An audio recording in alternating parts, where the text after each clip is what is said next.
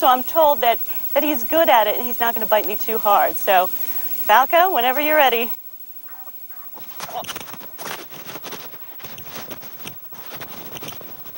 Patrick, we're at the Lake Fairway Retirement Community off of 41 in North Fort Myers.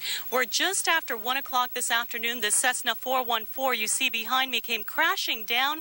But, you know, youth does come at a price. Botox shots can cost about $200. This is the worst year so far for attacks on cab drivers. I'm Vivian Vedel. That's why more drivers are using personal defense devices like this stun gun and pepper spray. I'll have details coming up. Teddy bears and flowers today lined a fence just a few feet away from the area where surveillance cameras caught 11-year-old Carly Bruscia being kidnapped behind a Sarasota car wash. At Carly's home today, hundreds of people stopped by. Some knew the family, others total strangers wanting to drop off flowers and balloons and just pay their last respects to Carly's family. I right now can't imagine what the family's going through, and I guess because I'm a mother and grandmother that I just need to do something and take flowers. At Carly's school, the sign no longer said, "Hurry home," but instead said, "We love you." A purple ribbon was wrapped around the flagpole outside McIntosh Middle School. Principal Bob Hageman told me today it was not a normal school day as students spoke to crisis team members and remembered Carly. Today, the heart of McIntosh Middle School is greatly wounded. She was the most lovable and caring kid I knew. Carly's classmates today couldn't believe they would never see their friend again. When I found out that she was dead, I thought it was just going to wake up and it'd be a bad dream. When I heard it, it just went through my mind that I just lost the best friend. The tragic loss of a friend taught these kids and the whole community a lesson they'll never forget, that they can never be too careful.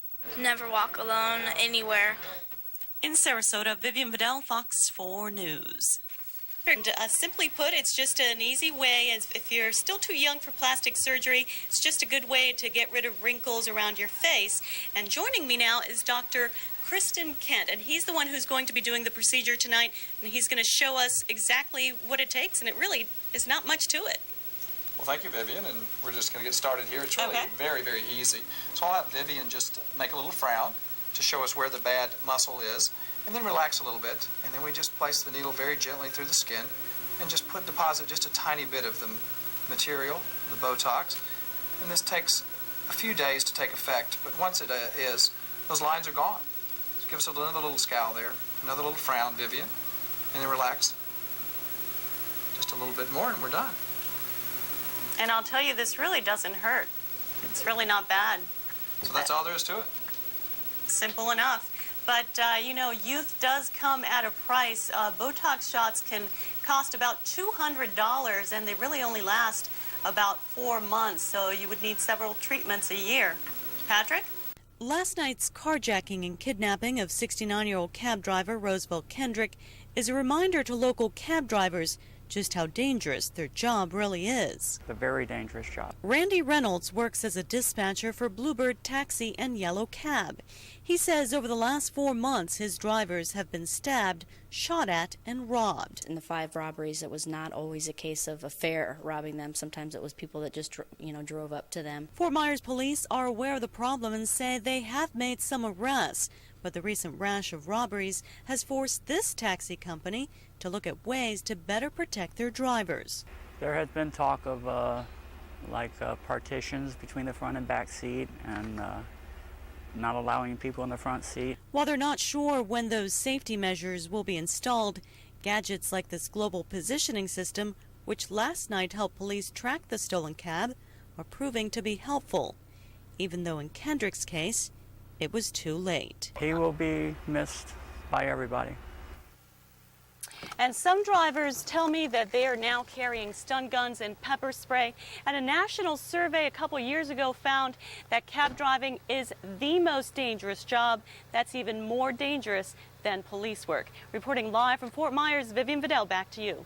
That's absolutely right. Von Zell's co-workers were here earlier tonight watching American Idol, and they're certainly very proud to see her perform in front of all the judges. Now, Von Zell also goes by the name of Baby V, and isn't anybody whose name start with a V certainly star quality? Well, all kidding aside, Von Zell is the first Southwest Florida performer who actually performed in front of those infamous American Idol judges. Not only did Baby V audition, the postal worker is getting shipped to Hollywood. Tonight, several of her co-workers came to the ale house to watch her perform. Until now, most of them had heard her sing at work and local clubs. But watching her debut on Fox's American Idol, certainly exciting for her friends. They say the postal worker stamped the competition. She's fabulous. She is so cute, and she's got a voice that is just fabulous. So I love Von Zell. She's great. I think she's going to be the American Idol. She is good. She sang for us in the office before she went up for American Idol, and she's just the best we've heard. She's awesome. She was fabulous. I love the way she came in with that karate kick and just showed everyone that she's on the way. She's ready to fight. Yeah, she's going there. Do you think that maybe one of the songs that they'll make her sing throughout the show is, "Hey there, wait a minute, Mr. Postman"? That would be really cute. That would be so appropriate. I thought of that before. I think it'd be great if she did that. Yeah, to add a lot to it where she delivers the mail. She's great. So we're looking forward to it. Well, now you know why I'll never audition in front of the American Idol judges. Now, Baby V released her first CD last year. I'm told there's about 8 songs on that CD, and her favorite music to sing, soul and rhythm and blues. Back to you, Patrick. Today, Fox 4's Vivian Vedel joins us with what the study found about helmet use. Viv. Well, Krista, the study found only 41% of kids ages 5 to 14 wear helmets like this one when cycling, skating, or doing any other kind of activity on wheels. And 35% of those who wear helmets wear them wrong. We didn't have to go far to see just what the study was talking about. We waited just outside Gulf Middle School to see if students who rode their bikes home from school wore their helmets. We did see a handful who did not, but most of the children did. However, just like the survey found, many who did wore them wrong. Just take a look at Zach Van Zant's chin strap. I can slip it off like that. So I should tighten it up a little bit. Zach told us he's too lazy to tighten the strap. I don't know why it's so loose, but I guess for the comfort and not to look cool or anything, or I just never think I'm going to get in an accident. This young girl apparently didn't think she was going to get into an accident either. Not only was her chin strap not buckled, she was also on a cell phone while biking. You want to make sure you have that helmet, wear that helmet correctly, because it doesn't protect you in the same way as it would if you were wearing it correctly. Glenda Wolnick is the injury prevention coordinator for the Lee County Health Department. She's not surprised with the results of the survey conducted by the National Safe Kids campaign. Because we do know that helmets can save lives. Wolnick also knows it's tough to get kids like Zach to wear them, or wear them right, but says the best way to get them to do it is by example. The parent or the caregiver is the role model. And if that parent will wear a helmet, it speaks loudly to that child that that's the right thing to do.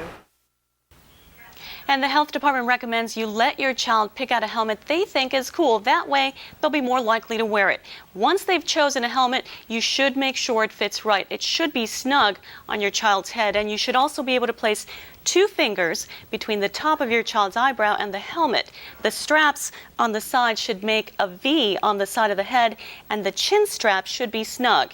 If you are ever involved in a crash or your child is involved in a crash, you should also replace the helmet. Krista, back to you. All right, good tips. Thanks, Viv. As Fox 4's Vivian Vedel reports, only one inflatable SpongeBob is left in Lee County, and now many fear for his safety. This image of SpongeBob on the window of this North Fort Myers Burger King appears to be in shock. Shocked that the inflatable version of the lovable square children's character was stolen from the fast food restaurant's rooftop. You're gonna Exterminate us? Friday, I guess it was put up, and then Saturday when we came in, SpongeBob disappeared. We really don't know what happened to it. But why would anyone want to steal SpongeBob on top of a Burger King? At another Burger King in Lee County, we found this inflatable SpongeBob. This SpongeBob is the only one left in Lee County, and for his safety, we're not going to tell you where he's located at. Management inside also wouldn't talk to us to tell us what they're doing to make sure he's not sponge-napped next.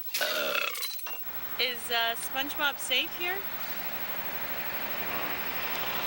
I don't know. It looks pretty poorly secured, to tell you the truth. I think they should shackle SpongeBob. While shackling the only SpongeBob left in Lee County may seem extreme, we did see a police officer around this Burger King. Are you here because of SpongeBob? No, I'm here for lunch. Now, But I've been watching it. you have been watching. Yeah, make sure. This You guys is- look kind of suspicious. I'm busy planning to rule the world! Well, good luck with that. Police say they'll be keeping a close eye on the square yellow character, and SpongeBob lovers just want the crooks to be punished. Arrested. They should be arrested and make restitution. As for this North Fort Myers Burger King where SpongeBob was stolen from, employees would love for the thieves to return him so everyone can enjoy him again. In Lee County, Vivian Vedel, Fox 4 News. Some college kids